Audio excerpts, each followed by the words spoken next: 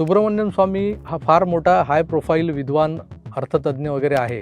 भारतातली अनेक सरकारं उलथवली, पालथवली, घडवली, बिघडवली. त्या माणसाचं जेव्हा आत्मचरित्र लिहिलं जाईल ना, तेव्हा बऱ्याच गोष्टी बाहेर पडतील आणि ते खरोखरच रंजक असेल.